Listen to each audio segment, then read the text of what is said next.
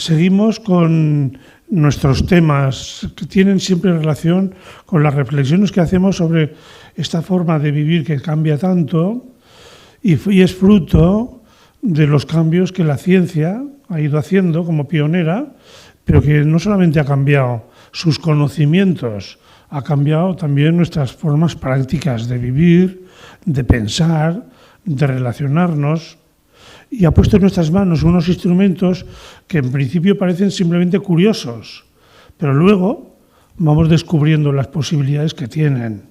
Y cuando íbamos descubriendo, la admiración da paso también a un cierto miedo.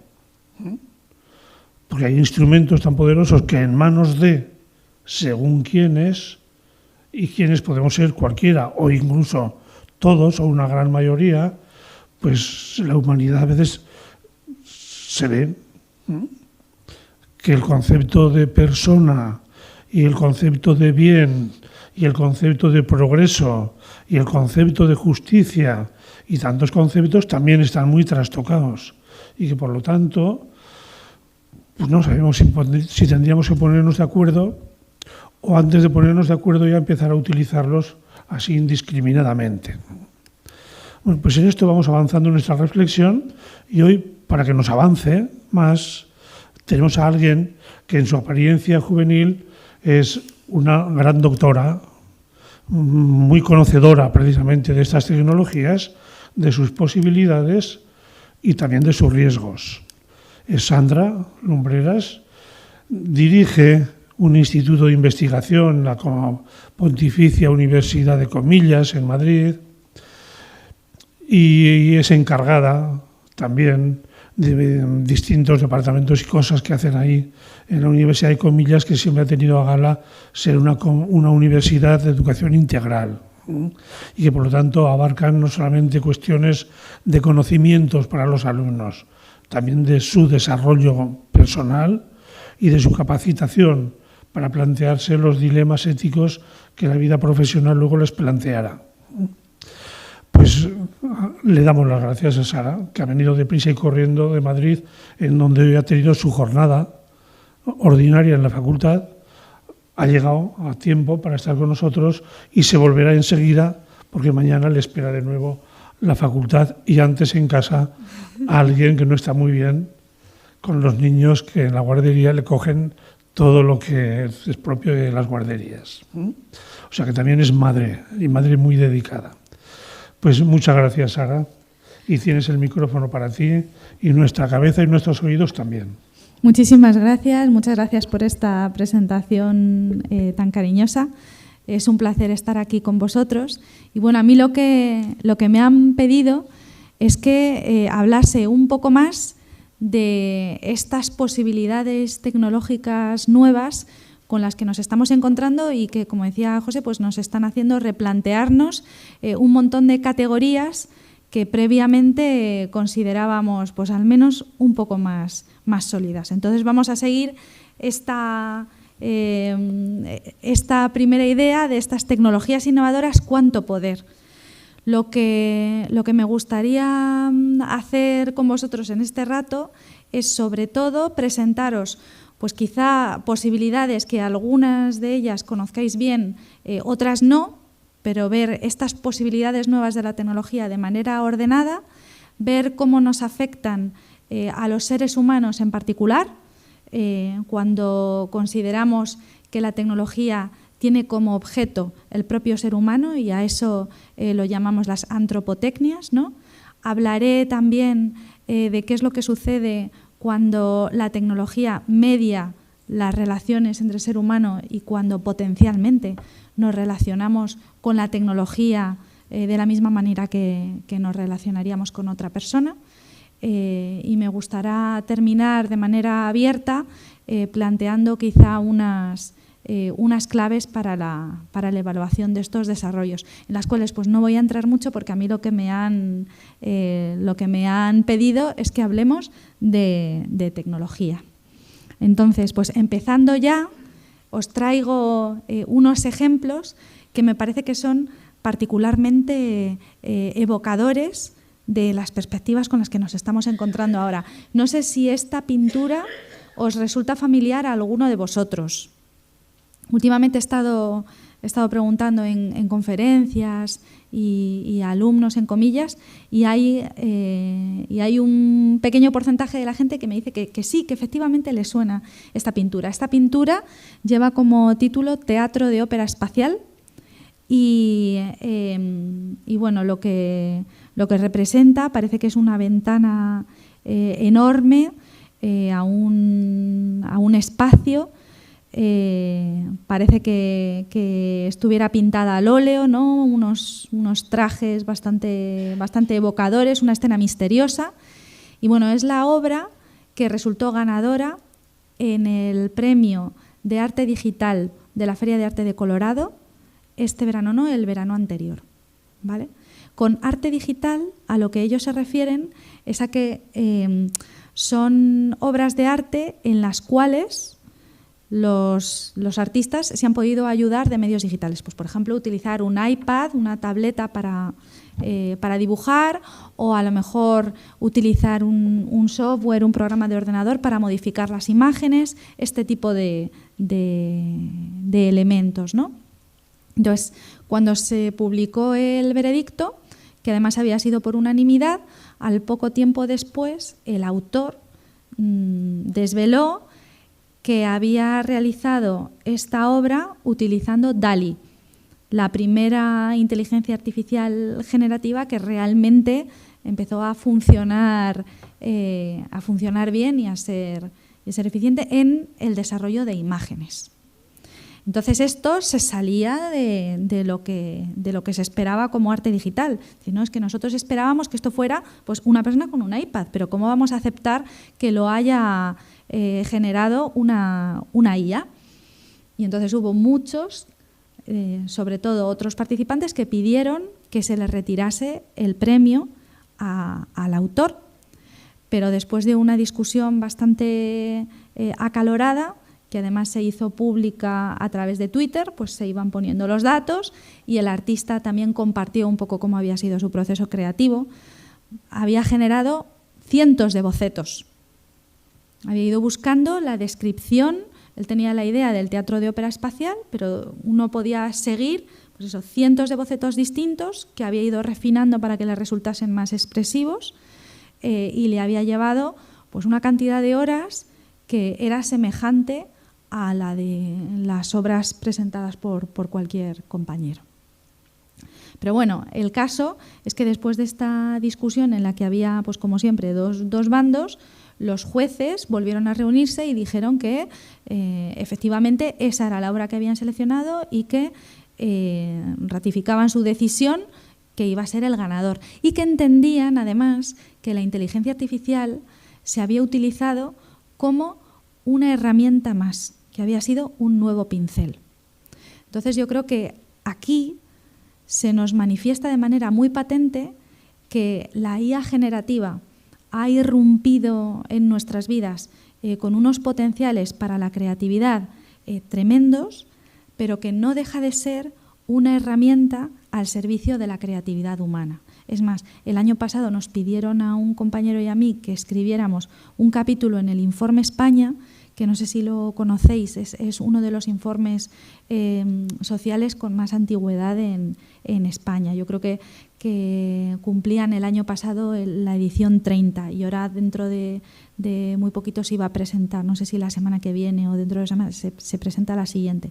Y van seleccionando diferentes capítulos con asuntos que les parecen de máxima actualidad y querían dedicar uno a la IA generativa. Pues nosotros le pusimos de título El nuevo pincel, precisamente por esto, porque es una idea que ilustra muy bien que ahora podemos hacer más cosas, pero no tenemos que perder de vista que es una herramienta más. Esto también es clave cuando veamos, por ejemplo, la utilidad que se le da en la educación a estas herramientas, de las que me gustará hablar un poco más adelante. No sé a cuántos les sonará esta nueva imagen, esta segunda imagen, pero supongo que a más. Esto no es una fotografía, sino que es un montaje, es un fotomontaje difundido por Neuralink, una de las empresas de Elon Musk. el CEO de Tesla. Neuralink es una interfaz cerebro-máquina. Entonces, lo que consiste esto es en que se realiza, pues como vemos ahí en la imagen, hace falta trepanar el cráneo, es más, y es un agujero del tamaño de una moneda de euro, poco más o menos, y se insertan unos sensores que son capaces de leer la posición del potencial eléctrico de neuronas individuales. Entonces, no sé si estáis familiarizados con cómo se hace o con cómo se ha hecho parte de investigación para ver las funciones neuronales, pero hay investigación en la cual, sobre todo cuando a un paciente le están operando, pues por ejemplo para casos de epilepsia, que encima están conscientes, se le puede introducir un sensor que es capaz de medir la posición de las neuronas, y a lo mejor se le pueden introducir 5 a la vez, 5, 10 como mucho. Hay investigaciones bastante llamativas, por ejemplo, sobre la neurona de Marilyn Monroe, que esto era en americanos, les enseñaban fotos o les hacían hablar de diferentes famosos y veían pues, que había neuronas que respondían más a pensar en Marilyn Monroe y otras que respondían más a pensar en Gorbachev y cosas así. Y bueno, pues esto era intentando encontrar patrones en 5 neuronas, pero es que en Neuralink nos encontramos con que son capaces de leer decenas de miles de neuronas, a lo mejor 50.000 neuronas distintas. ¿Cómo es esto posible? Pues han desarrollado una tecnología increíble en los sensores, que por lo visto son como una décima de lo que mide un pelo humano, y luego encima van ramificando, y lo más gordo de todo es que esto se puede realmente colocar en el cerebro, porque el riesgo, si lo pensamos, es que de repente pues, se fracture uno de los pequeñísimos capilares sanguíneos, ¿no?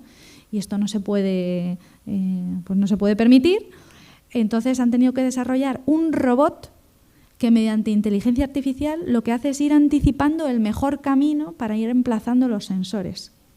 Y hace falta anticipar movimientos, porque aunque a la persona le tengan la cabeza bloqueada, hay un mínimo movimiento que viene por la respiración e incluso por el latido del corazón, que es que los vasos van hinchándose, deshinchándose, y el robot va consiguiendo insertar los sensores que una persona nunca habría sido capaz de poner ahí. Entonces saca toda esa información y podríamos pensar, jolín, pero es que esa información interpretarla es imposible. Si ya con 5 neuronas y estos experimentos de los neurólogos de hace 40 años era casi imposible ver si neurona de Marilyn Monroe o neurona de quien sea, dice no, pero es que ahí podemos utilizar la inteligencia artificial también. Ahora dentro de un momento hablaré de tecnologías que desbloquean otras, y la inteligencia artificial es precisamente lo que está haciendo. Entonces es que mediante inteligencia artificial podemos ser capaces de interpretar esos patrones en las señales neuronales.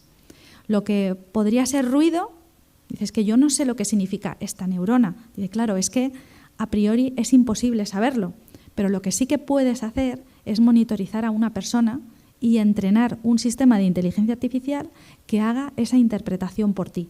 Igual que podemos entrenar una IA para que pase del español al inglés, podemos pedirle al paciente que imagina que estás moviendo un brazo, imagina que mueve el brazo derecho, imagina que mueves la pierna izquierda, que haces este movimiento mediante la repetición, y vamos grabando cuáles son esas señales neuronales.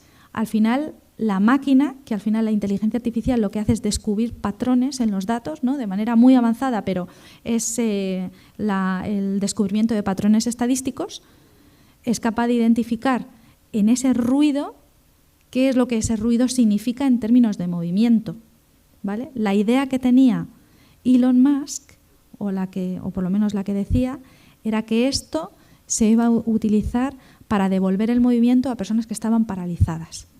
Dice, mira, tú vas a tener esto, lo vamos a poner en el córtex motor, que es la parte del cerebro que que lleva esa parte del movimiento, ¿no?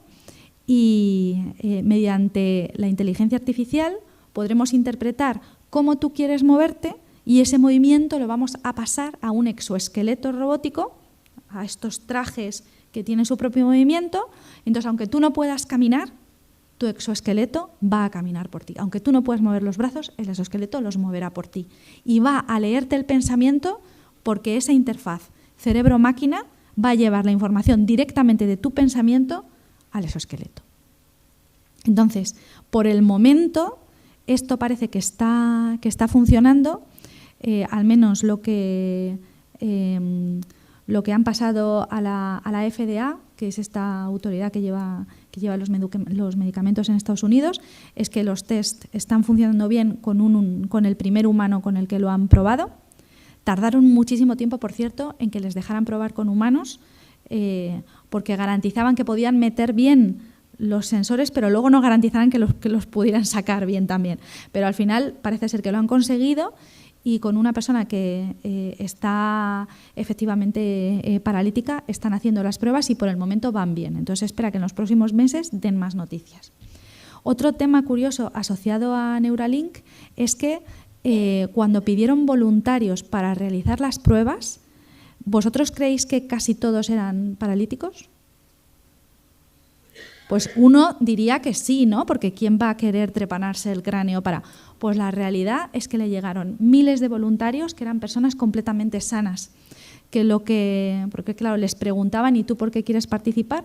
Pues los motivos que tenían para participar eran, no, es que yo quiero poder conectar mi mente a Internet, ¿pero para qué? Pues para poder, al final se reducía a actuar sobre los sensores de domótica de su casa, por ejemplo, con el pensamiento. Quiero poder apagar y encender las luces con el pensamiento y quiero poder acceder al conocimiento de Internet de manera directa. Esto no tiene ningún sentido, por cierto, lo de acceder al conocimiento de Internet de manera directa, ni este implante está diseñado para esto, ni está claro que esto tenga un sentido científicamente hablando, que podemos discutir también después. Voy a introducir, por cierto, muchísimos temas diferentes. Como tenemos al final un pequeño espacio para preguntas, nos podemos meter en cualquiera que os resulte especialmente interesante. Pero bueno, para mencionar un poco las respuestas que esto suscita, que esta tecnología suscita, creo que es muy importante que sepamos, pues eso, que hay mucha gente con muchas ganas de participar de ella de manera acrítica, por ponerle un adjetivo. Hace poco, por contaros también algo curioso, claro, como desde la Cátedra de Ciencia, Tecnología y Religión pues hablamos mucho de estos temas y de la tecnología sobre el ser humano, tal, pues nos llegaba un investigador visitante de otra universidad brasileña que estaba trabajando también en estos temas, pero nos explicaba que trabajaba porque él tenía un interés personal muy intenso, que él quería pues formar parte de estas revoluciones y nos mostró que tenía varios implantes y al preguntarle para qué y para qué los utilizaba, pues por ejemplo tenía implantado un chip para pasar el metro, para tener su bonómetro metido dentro de la muñeca y no tener que sacar el bonómetro. Bueno, pero claro, tenemos las dos caras de la moneda. Podemos devolver el movimiento a la gente que está paralizada o pasar el chip del metro. Todo esto es una realidad. Y solo también por daros un poco más de información, aunque yo sí pienso que en Neuralink probablemente saldrán bien los test y esto va a ser un verdadero avance. Hay otras tecnologías paralelas a Neuralink que no son esta, que la tecnología parece más prometedora y que no es necesario trepanar el cráneo. Hay sensores, luego os enseñaré uno que son como una diadema y probablemente esto se puede hacer más sofisticado como para no necesitar una tecnología tan invasiva y poder tener una interfaz cerebro-máquina que no requiera esta cirugía tan extrema. Bueno, esto es una ilustración del metaverso que espero que hayáis visto todos. Ahora parece que se ha desinflado bastante la burbuja del metaverso. La idea aquí es que, aunque tarde más tiempo en llegar y podríamos discutir de cuáles son los motivos por los cuales se nos hablaba mucho de metaverso hace un par de años y ahora no hablamos tanto de metaverso y de realidad aumentada y las gafas y tal, muy probablemente tiene que ver con que todavía no estábamos ahí en términos de tecnología, de capacidad de computación y también de capacidad de intercambio de datos. Pero lo que sí que parece cierto o difícil de negar es la tendencia a interactuar cada vez más a través de la tecnología. Entonces, tenemos a los jóvenes que están metidos, el otro día leí una estadística que podían estar conectados a redes sociales 10 horas al día. Jóvenes que están conectados 10 horas al día. ¿Pero cómo es posible esto? También estamos viendo posibilidades maravillosas de robots cirujanos, el Da Vinci, que es bastante conocido. Parece ser que hay cirugías que las puede hacer muy bien y otras que no, pero hay algunas de ellas en las que tiene mucho éxito. Y este tipo de robots que se pueden controlar a distancia pueden hacer que el equipo que es especialista en realizar una determinada operación ahora opere en todo el mundo a pacientes que de otra manera no habrían tenido acceso a esto. Y tengamos operando eso a través de la tecnología, operando a los pacientes. También podemos tener a través de la tecnología a estudiantes de medicina aprendiendo en entornos que de otra manera pues no serían posibles. Todo lo que tiene que ver con la simulación y con lo que llamamos gemelos digitales, que son copias de la realidad o simulaciones de la realidad lo más exactas posibles para poder trabajar con ellas y aprender, todo esto no tiene otra posibilidad más que seguir creciendo. Bueno, y luego por último tenemos la IA generativa que más nos ha dado la vuelta a todo, que es ChatGPT. Por curiosidad, ¿cuántos de vosotros lo habéis utilizado o lo utilizáis en vuestro día a día? 1, 2, 3. ¿Has dicho mucho o has dicho poco? Que poco. Pues pocos sois. Mira, y los que han levantado también poco y la otra mano era poco o mucho. Mucho. Claro. Y tú también mucho. ¿No? Bueno, quien no lo haya utilizado nunca, si os quedáis con algo de este rato que vamos a pasar juntos, cuando volváis a casa o con el móvil mismo os hacéis una cuenta gratuita y probáis ChatGPT. Es increíble algunas de las tareas que normalmente pensábamos que solamente podía realizar una persona, lo bien que las hace ese sistema. Otras no, y por eso tenemos que tener mucho cuidado con discernir. No sé si conocéis un poco cómo funciona ChatGPT, pero la idea es que bueno, el modelo se llama transformador generalizado preentrenado, pero bueno, da igual. La idea es que es capaz de encontrar los patrones en un texto y cuando tú le pides algo o le haces una pregunta, es capaz de darte, pues, digamos, una respuesta que estadísticamente coincide con los datos que tenía, con los que se han utilizado en su entrenamiento. Entonces, no tenemos muy claro cuáles son los datos que se han utilizado para entrenar. Ha habido algún momento en el que se decía OpenAI que habían utilizado el 10% de lo que hay escrito en Internet. Bueno, no sabemos, pero el caso es que cuando tú le das los textos a este modelo y le haces una pregunta, te responde como si o casi como si fuera una persona respondiéndote basado en el texto. Hasta hace bien poco había muchos que decían que estábamos a punto de pasar el test de Turing, que sí que os suena esto del test de Turing, ¿no? Bueno, hay algunos que sí, algunos que no, pues en una frase. El test de Turing significa ¿cómo podemos saber si una máquina es consciente o no? Si yo programo una máquina, ¿puedo saber en algún momento si esa máquina se ha convertido en consciente? Y Alan Turing, hace 70 años, dijo, mira, yo no puedo saber realmente si la máquina es consciente, igual que no puedo saber si el ser humano que tengo al lado lo es. Yo lo único que puedo hacer es ver cómo se comporta externamente y si externamente me cuadra, entonces eso es a todos los efectos que es consciente.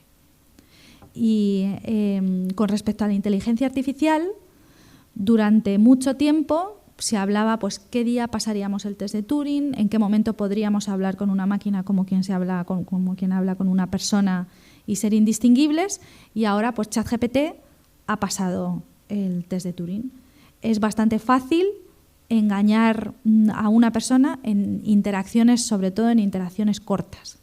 El otro día me comentaba un empresario con el que colaboramos que ellos tienen una parte de servicio al cliente que llevan con seres humanos al teléfono y habían ampliado a poner a un ChatGPT en paralelo.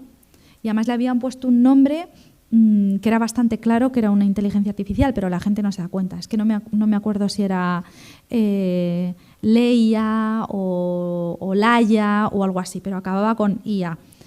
Y por lo visto, las reseñas que tienen no hacen más que alabar a esta Laia. Y la gente poniendo, es el vendedor que mejores reseñas tiene. He hablado con Laia, me enseñó las reseñas en Google. He hablado con Laia, es espectacular, qué amabilidad, qué persona más empática, estoy encantada, tal, no sé qué. Muchísimas gracias por atenderme, Laia, aquí te dejo tu puntuación, estoy muy agradecido. Pues ya estamos en ese momento. Luego hablaremos un poco más de inteligencia artificial en las relaciones. Pero es que esto nos revoluciona todo.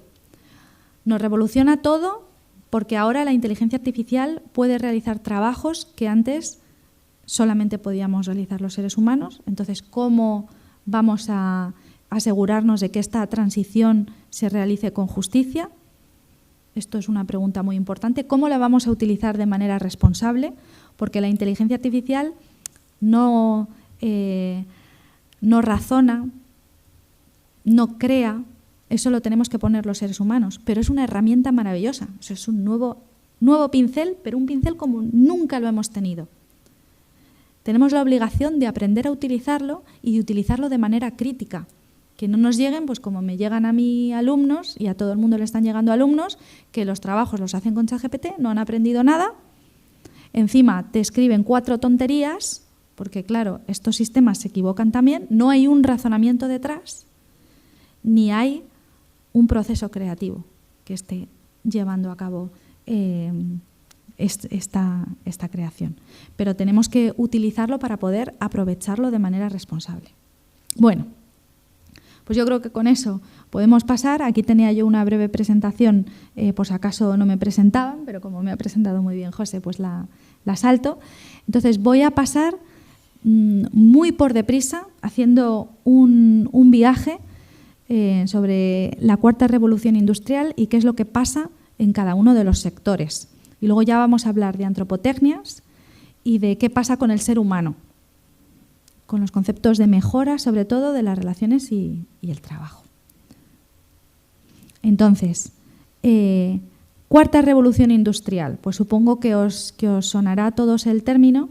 En realidad viene de un artículo y luego una revista, lo que pasa es que lo popularizó Klaus Schwab en el Foro Económico Mundial, que le puso ese título, y luego sacó un libro también. Entonces, la idea de la cuarta revolución industrial es que ahora vamos a fusionar tecnologías muy diferentes y la principal de ellas es la inteligencia artificial. Entonces, con inteligencia artificial, con robótica, con esa automatización y el Internet de las cosas, que consiste en que podemos conectar objetos a una red y podemos moverlos, podemos actuar sobre ellos a distancia, cambiamos todo. Entonces nos salen lo que llamamos sistemas ciberfísicos, que tienen una parte de información, pero también tienen una parte física.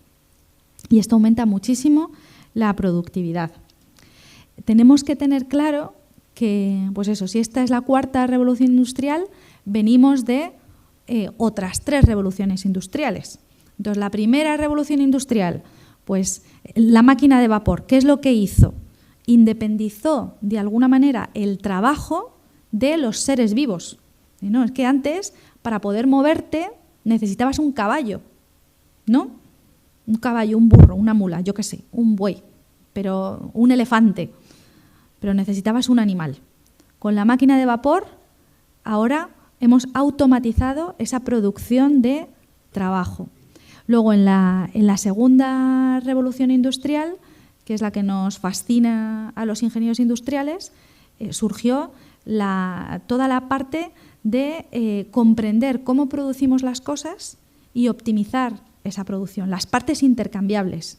Es que hasta la segunda revolución industrial las cosas se hacían de una en una. Si algo se rompía, había que hacerlo profeso para ese objeto individual, era todo artesanal. Y con las partes intercambiables y la cadena de montaje, de repente podemos ser muchísimo más eficientes. También tiene otras consecuencias sobre la calidad, sobre cómo son los diseños, sobre las personas y cuál es su trabajo. Pero bueno, y luego tenemos también todo lo que tiene que ver con materiales y energía, con el acero, con las comunicaciones, el telégrafo, ferrocarril. Bueno, nos cambia todo. Y hubo muchísimos cambios socioeconómicos. Y en la tercera revolución industrial lo que empezamos a hacer es implantar las tecnologías de la información en la fabricación y también un poquito en los servicios.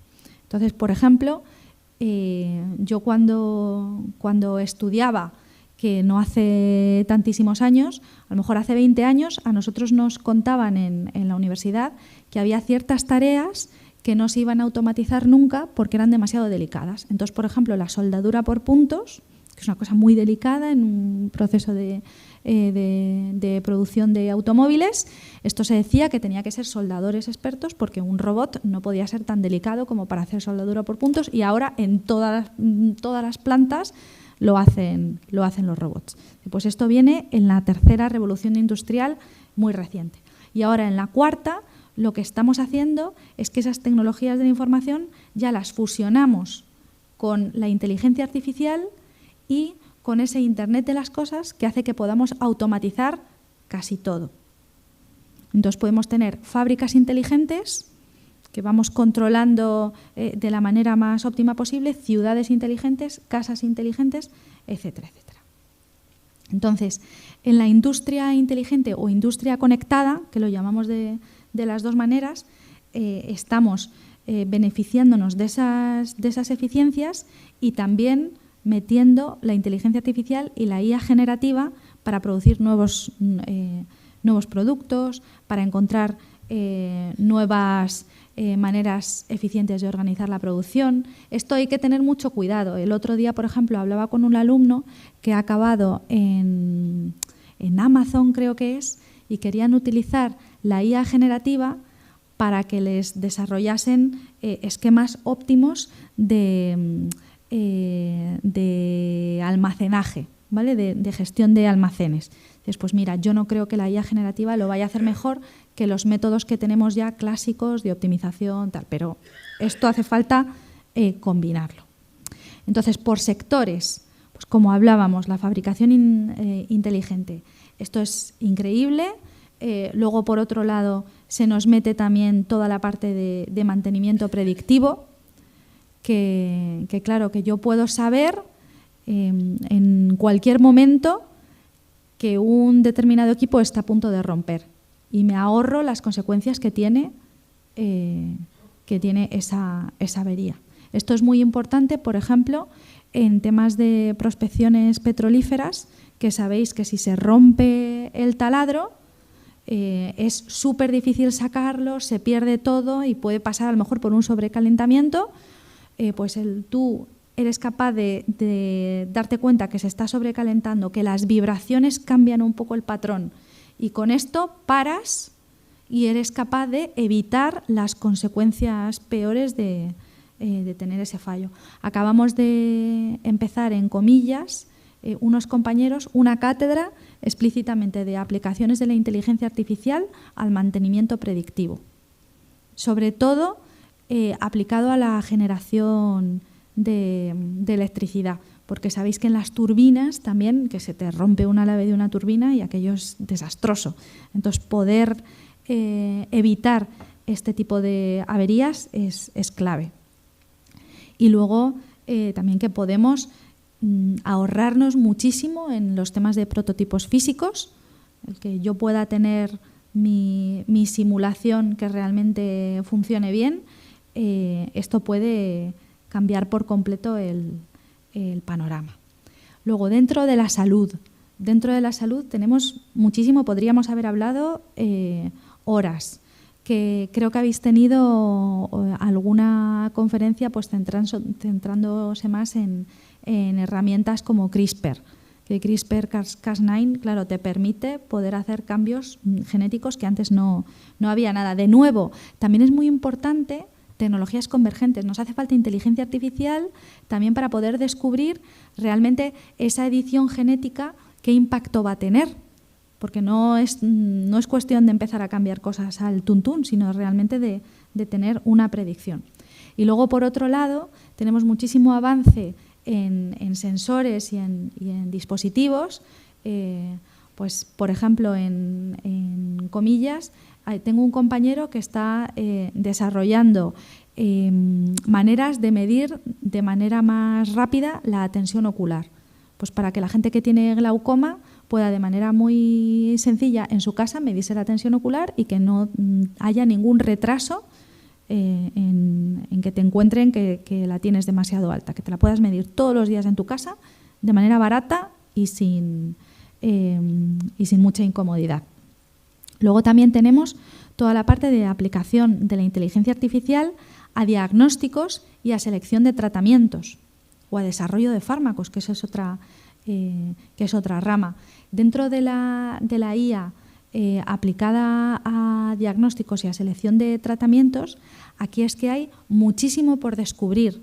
Realmente a mí es de los temas que más me fascinan en los últimos años y he tenido la oportunidad de colaborar con una empresa española que a lo mejor alguno la conoce, que se llama Savana, Savana Médica SL. Y ellos lo que hacen es gestión de la historia clínica electrónica, que no sé si sabéis, pero España es uno de los países, no sé si es el primero o el segundo, después de Australia o algo así, que tiene más penetración de la historia clínica electrónica, que todo lo tenemos digitalizado. Entonces, dentro de esa información que está digitalizada, se puede hacer muchísima investigación. Ahí hay un conocimiento dormido que nos podría ayudar a avanzar tanto. Entonces, yo en proyectos en los que he tenido la grandísima oportunidad de trabajar, pues por ejemplo, hemos podido analizar si hay alguna relación entre el asma y el herpes zóster. O ahora mismo estamos viendo con una base de datos, esta justo no es española, esta es de Austria, si podemos comprender mejor los factores que afectan a la depresión. Esto es con una base de datos de muchos años de trabajadores públicos austriacos. Pues podemos saber de alguna manera qué es lo que más afecta a la severidad de la depresión para poder a lo mejor ayudar en algún momento.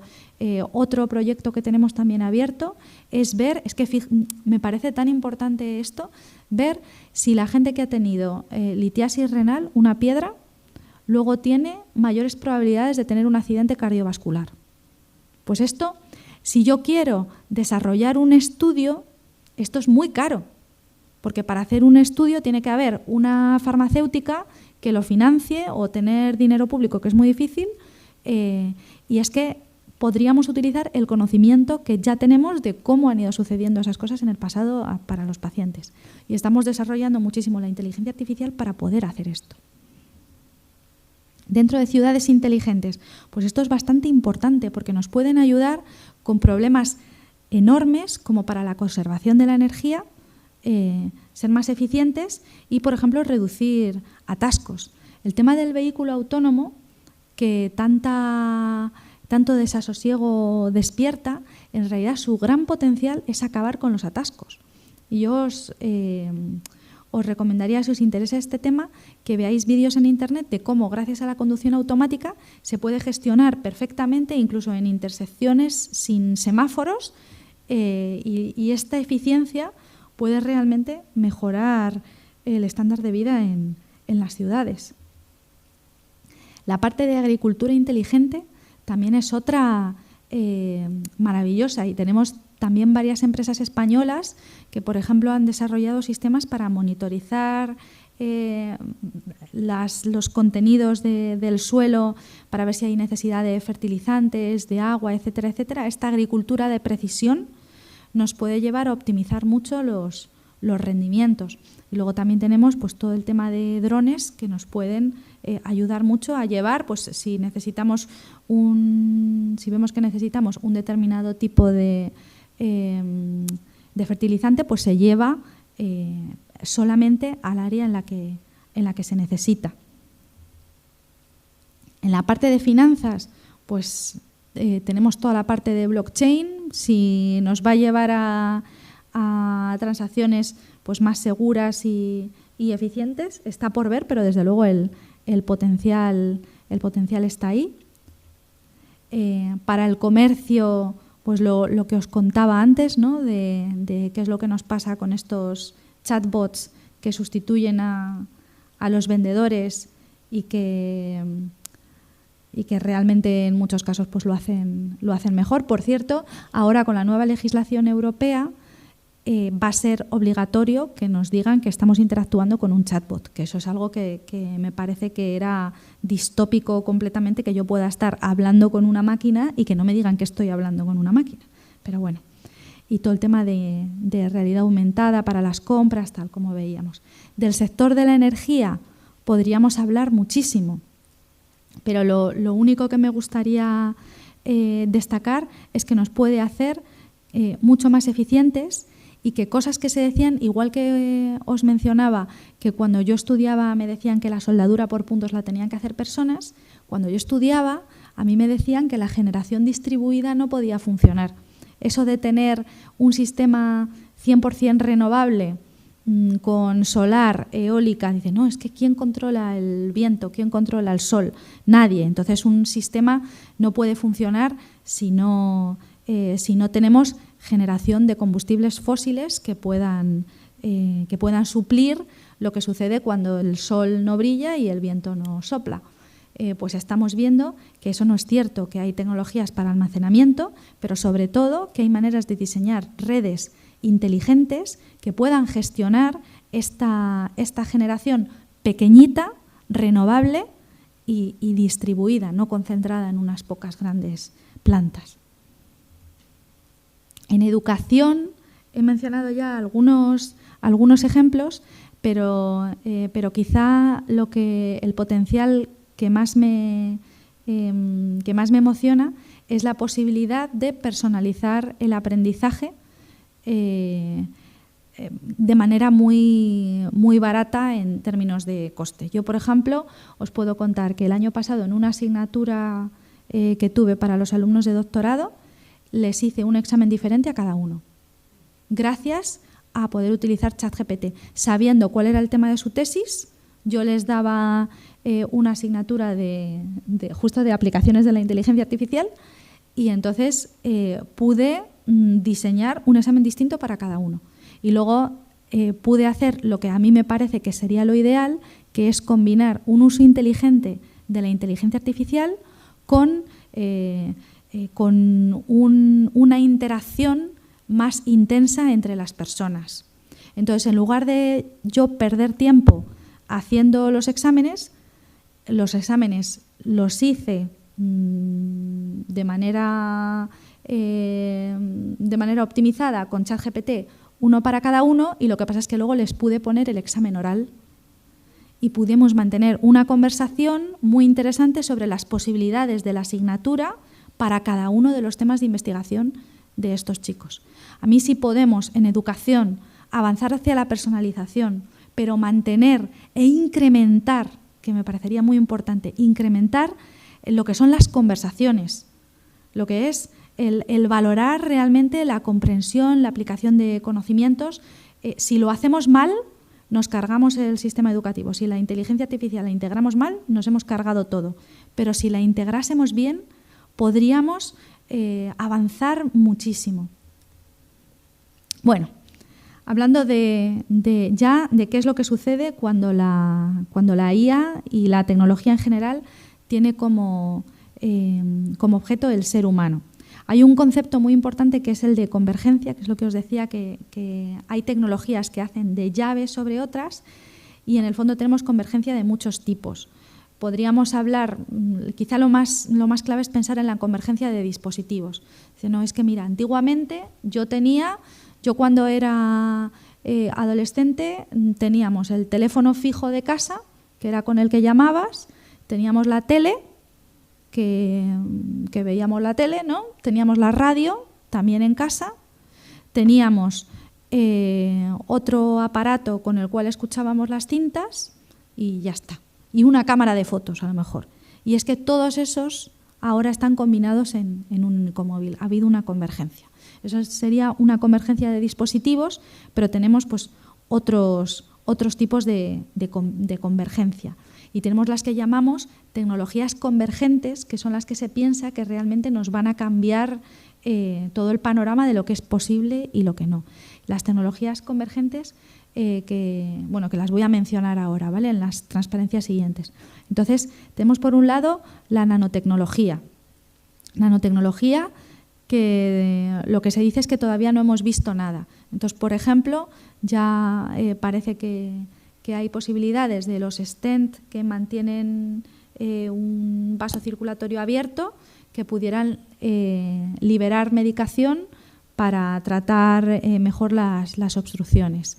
Y si tuviéramos realmente nanopartículas que pudieran llegar al cáncer, es que sería el acabar con todos los tipos de cáncer. Y es que el problema de que tiene la quimioterapia es que al final daña a todo el cuerpo. Daña más al cáncer porque el cáncer crece más deprisa, pero nos está dañando a todo el cuerpo. Si pudiéramos tener esos pequeños robots que llevasen los medicamentos exactamente al sitio donde se necesitan, podríamos acabar con el cáncer. Hay gente que dice que podríamos acabar incluso con muchos de los efectos del envejecimiento y limpiar aquello que no funcione bien. Dice, no, es que el Alzheimer con esas placas amiloides, dice, pues lo mismo puedo tener un nanorobot que vaya a limpiar esas placas en las neuronas y que restaure funcionalidad. Luego, todas las tecnologías de la vida, la biotecnología. Os tengo aquí puesto la parte de CRISPR, por supuestísimo, pero luego hay mucho más. Ahí he puesto nada más que el ejemplo de los órganos artificiales que se podrían desarrollar a partir de células del mismo paciente y luego impresas en 3D. Yo llevo ya varios años que todos los años me llegan alumnos preguntándome, oye, ¿qué máster tengo que hacer para luego dedicarme a crear órganos artificiales? Y otra de las empresas de Elon Musk lo que está haciendo es intentar generar un riñón artificial, que no sé si sois conscientes que el riñón es el órgano que tiene más lista de espera para trasplantes. Hay muchísima gente que necesita riñones. Y luego, por otro lado, además de haber mucha necesidad, parece ser que es un órgano más simple que otros. Entonces, se ve factible imprimir un riñón. Y Elon Musk tiene otra empresa dedicada a esto y lo que esperan es que en el próximo par de años ya puedan tener riñones para que tú digas, pues hazme un riñón y ya está, que no sea necesario buscar riñones. Luego también tenemos toda la parte de meter más datos. Esto lo llaman en inglés el quantified self, el yo cuantificado. Pues mira, y hay mucha gente que está ya obsesionada con las pulseras de actividad. Bueno, yo tengo una, pero tampoco miro muchas cosas. Pero el decir, pues, ¿cuántos pasos he hecho? Hay gente que se está insertando los sensores estos de los diabéticos para medir continuamente sus variaciones de glucosa, aunque no son diabéticos. Porque como hay investigación que dice que cuanto más estable la tengas, mejor en el largo plazo, pues se lo ponen y intentan ir viendo a ver qué hábitos consiguen mantener esa glucosa lo más estable posible. Y toda la parte que tiene que ver con lo cogno, con las ciencias cognitivas. Ahí entrarían, por ejemplo, todos los interfaces cerebro-máquina. Os he traído en la ilustración un dispositivo que me parece especialmente interesante que se llama Muse, que lo tenemos además en comillas porque lo pedimos para jugar un poco con él, y es como un mini escáner cerebral, y para lo que te proponen utilizarlo es para conseguir saber cuándo te estás distrayendo y cuándo no. Entonces te ayuda a concentrarte porque es capaz de detectar cuándo te estás distrayendo, y si estás estudiando, si estás intentando meditar, y te ayuda a volver la concentración. Imaginaos lo que podría suceder si esto te lo pone la empresa para la que trabajas, que ya no es que estén viendo cómo de productivo eres, sino que serían capaces de detectar cuando te has quedado parado pensando en lo que vas a hacer ese fin de semana. Entonces, bueno, ¿qué va a pasar con nosotros? Si las antropotecnias las utilizamos para intentar mejorar al ser humano, tenemos muchos temas en los que pensar. Entonces, ahí he titulado la transparencia como la mejora. En inglés hablamos de enhancement, y es un tema crucial que tiene que ver con el transhumanismo. El transhumanismo es un movimiento cultural que lo que afirma es que no solamente es necesario, sino que sería conveniente que el ser humano superase sus límites a través de la tecnología. Sería todo lo que hemos visto, aplicarlo para ser más fuertes, más inteligentes, incluso ser moralmente mejores. Existe el concepto de mejora moral y es bastante curioso. Podríamos hablar también de esta mejora como la entendemos, y la entendemos como algo colectivo, y os pongo aquí la ilustración de la eugenesia, porque hay muchos autores que podríamos identificar como con tendencias a apoyar este tipo de movimientos, y luego hay otros que se centrarían en las libertades individuales. Entonces, por ejemplo, veis ahí a la derecha, pues esto es una imagen de una persona que ha gastado, no sé si son $100.000 o $1 millón, ahora mismo no lo recuerdo, en parecerse lo más posible a un tigre, porque era lo que quería. Entonces dice, bueno, ¿en qué consiste mejorar? Pues esta persona creía que estaba mejorando. ¿Cómo definimos la mejora? Hay un concepto clave que es la beneficencia procreativa, que consiste en que si yo voy a tener un hijo y no le doy a ese hijo todas las oportunidades posibles, entonces no estoy siendo una buena madre. Entonces, si yo pudiera modificar genéticamente a mi hijo para que fuera más alto o más inteligente, que por cierto son los dos ejemplos que ponen Sabulescu y los autores de este lado, siempre es como la altura y la inteligencia, y ninguna de las dos tiene ningún sentido. Podríamos, si tuviéramos más tiempo, discutirlo, pero de manera muy rápida. No hay un gen del cociente intelectual y hay muchísima diversidad, entonces no tiene sentido hacer una persona más inteligente que otra, no tiene sentido. Igual que la altura, dices, bueno, pues a lo mejor en 3 generaciones seríamos todos gigantes y tendríamos problemas de salud por ser gigantes, y a lo mejor mi hijo lo que quería ser era jinete de caballos y le he hundido la vida por hacerle más alto. Entonces esto no se sostiene. Pero bueno, son conceptos que hay que conocer. Y podemos mejorar, desde luego, sin aplicar la tecnología, y usar tecnología y que no mejoremos nada. Ya sabemos lo que nos está pasando, por ejemplo, con la pérdida de atención por estar todo el día en Internet. Luego, muy importante también es lo que os decía, de que cada vez nos estamos relacionando más con la tecnología, y con la tecnología como si fuera una persona. Y ahora que la inteligencia artificial ha pasado el test de Turing, esto solo va a aumentar. Entonces os traía ahí un ejemplo, sobre todo, que es el de Xiaoice, es la primera ilustración. Esto lo creó Microsoft.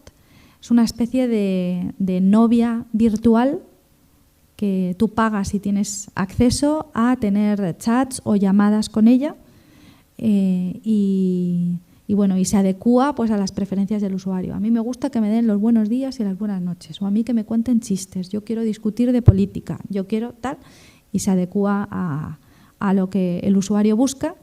Y si uno lee, y esto tiene decenas de miles de usuarios que dicen que están mucho más contentos teniendo una relación con Xiaoice que con una persona normal, porque claro, Xiaoice siempre es empática, nunca está de mal humor, siempre le trata bien y nunca le pide nada. Y no hay una discusión sobre si eso es una relación auténtica o no. Aquí también tenemos toda la parte de tecnología del acompañamiento, de inteligencias artificiales que se están diseñando para acompañar, por ejemplo, a las personas mayores. Aquí hay mucho debate, gente que dice, bueno, pero es que a lo mejor, dada la epidemia de soledad, esto es lo mejor que podemos ofrecer, o es lo único que vas a ofrecer y te vas a quitar el problema de un plumazo. Un equipo de compañeros de la Politécnica habían desarrollado un robot para dar de comer a los enfermos. Claro, pues esto es una maravilla porque libera el tiempo del auxiliar de enfermería que está dando de comer todos los días de manera precipitada a todos los enfermos. Claro, y los que el único trato humano que tenían a lo largo del día era ese momento de comer y de que la auxiliar de enfermería les contara un par de cosas. No hay. Y con los jóvenes es bastante curioso los estudios que se hacen que tienen mucha más predisposición a aceptar una relación con una máquina, aunque la máquina no tenga ningún tipo de subjetividad, de sentimientos. Igual que decía antes que ChatGPT no comprende y no crea, pues obviamente Xiaoice no es empática y le das igual porque no siente nada. Entonces, por estar hablando con Xiaoice, no estás desarrollando relaciones de verdad con personas auténticas. Y esto, que hace unos años podía parecer una distopía lejana, esto es ya una realidad. Y gente que está hablando con ChatGPT como quien habla con un amigo, como quien habla con un psicólogo. Gente que utiliza ChatGPT también como guía en lo espiritual. Que esto es muy interesante. Hay también aplicaciones que están bien hechas, que estamos viendo mi compañero de la cátedra, Jaime, y yo.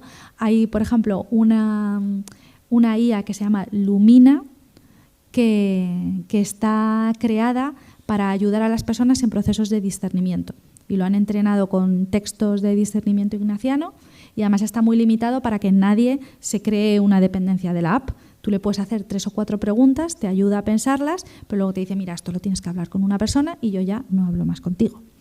O sea que siempre un potencial maravilloso, pero tenemos que tener mucho cuidado y tener las cosas claras. Y en este caso, la autenticidad es algo que se está pasando por alto. No voy a entrar muy en detalle en lo del trabajo, pero bueno, tenemos que pensar cómo nos cambia el trabajo que hacemos porque ahora va a ser diferente, hace falta un aprendizaje continuo y desde luego que nos tenemos que pensar cómo compartimos los beneficios de la automatización con justicia. Y aquí se está escribiendo mucho, no se está escribiendo... se está escribiendo mucho, pero no dando soluciones tampoco prácticas. Y tenemos que tener mucho cuidado con cuáles son las tareas que nosotros queremos seguir realizando y en qué tareas nos dejamos sustituir por la tecnología.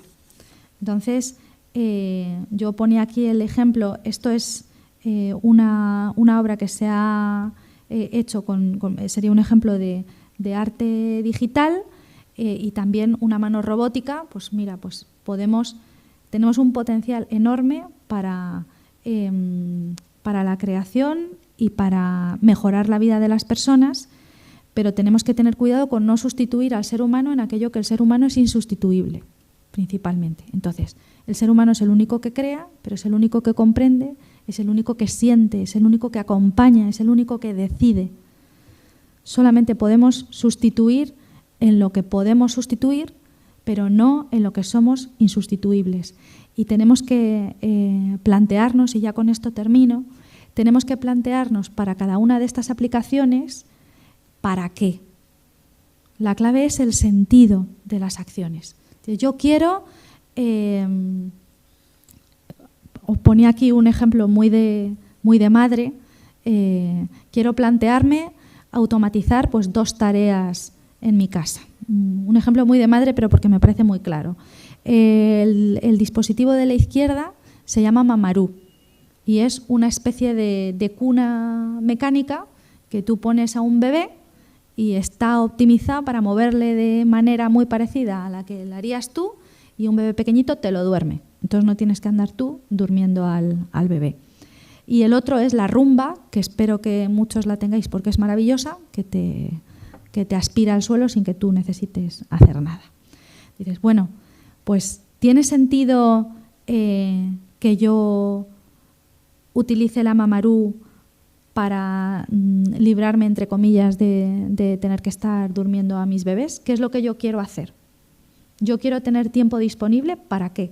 Yo quiero automatizar algunas tareas, ¿para qué? Para poder dedicarlas a las tareas en las que yo soy insustituible. Si estar con mis hijos es una de las tareas que yo considero que forman parte de lo que es insustituible para mí, que así lo siento, no tiene ningún sentido que yo me plantee la una. Sin embargo, la otra, como yo no disfruto de estas tareas del hogar, pues bienvenida sea la Rumba y todo lo que se le parezca.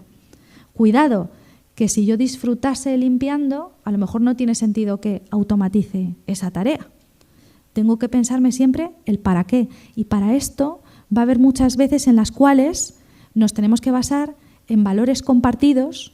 Si nos movemos en un entorno que comparte la misma fe, esto es relativamente fácil, porque podemos hablar pues, de beneficencia procreativa, como hacíamos hace 2 minutos, y nosotros lo vemos muy claro.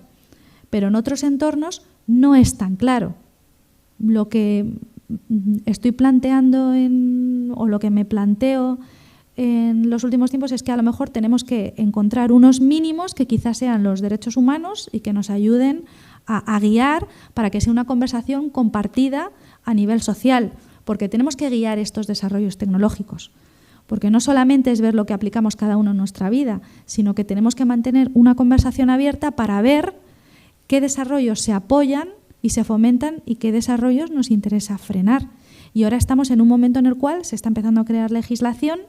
En la Unión Europea tenemos el Acta de Inteligencia Artificial que va a tener un impacto bastante grande y que probablemente se queda corto, y tenemos que estar ahí para pedir que realmente podamos conseguir que se materialicen todos estos potenciales tan positivos que hemos visto, pero que limitemos lo que realmente son amenazas al ser humano o potenciales deshumanizadores de la tecnología.